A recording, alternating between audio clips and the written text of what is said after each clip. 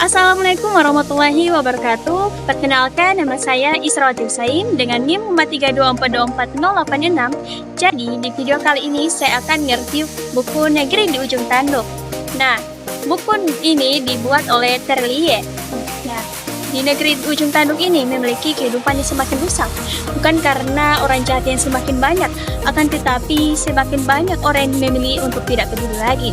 Nah, di negeri ujung tanduk ini, para penghidup itu menjadi pemimpin, para pengkhianat menjadi pujaan.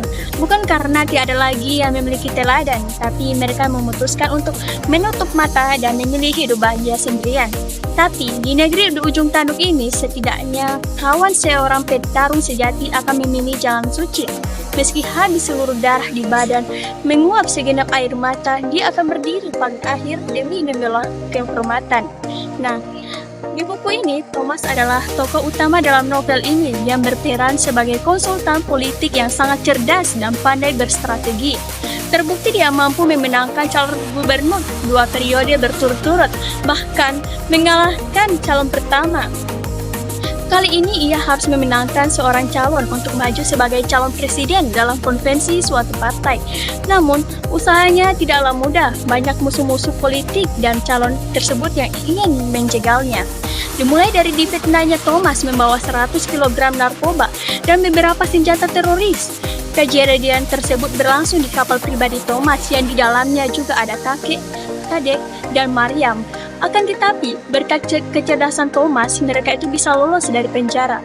Meskipun menjadi buronan internasional demi keamanan, kakek dan kadek ditempatkan di bangunan terpencil, sedangkan Thomas itu dan Mariam yang memulai kompak menuju kantor. Mereka hendak melakukan riset tentang otak di balik peristiwa itu. Ternyata itu adalah perbuatan mafia hukum. Di kantor Thomas ada Chris yang sangat ahli teknologi informasi dan komunikasi. Nah, kisah di negeri ujung tanduk ini merupakan lanjutan dari perjalanan Thomas dan teman-temannya dalam memperjuangkan kebenaran. Dengan setting waktu setahun setelah peristiwa Omnium, Thomas kembali menjalankan kehidupannya di negeri yang berada pada tanduk demokrasi. Cerita bermula di mana suatu klub petarung yang kali ini diadakan di Makau. Para anggota klub itu melakukan duel seru yang dihadiri seluruh anggota dan dari belahan negara manapun termasuk Thomas. Dalam duelnya, Thomas mampu menang atas Lee, yang juga pengusaha besar sekaligus relasi baiknya. Kini, Thomas yang telah menjadi seorang konsultan politik sudah memiliki cukup banyak pengalaman memegang klien yang ingin menjabat. Misalnya dari wali kota menjadi gubernur, saat ini dirinya membantu jadi sebagai klien untuk bisa menjadi kandidat partai untuk calon presiden mendatang.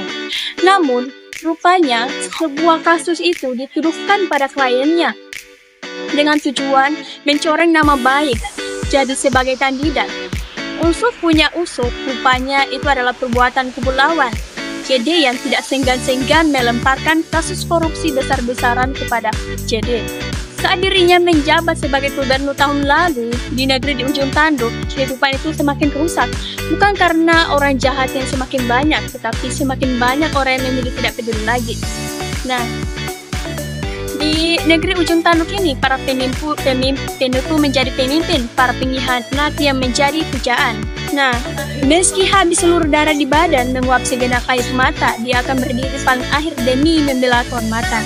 Sekian itu saja dari saya, dari review buku Negeri di Ujung Tanduk. Sekian, terima kasih. Wassalamualaikum warahmatullahi wabarakatuh.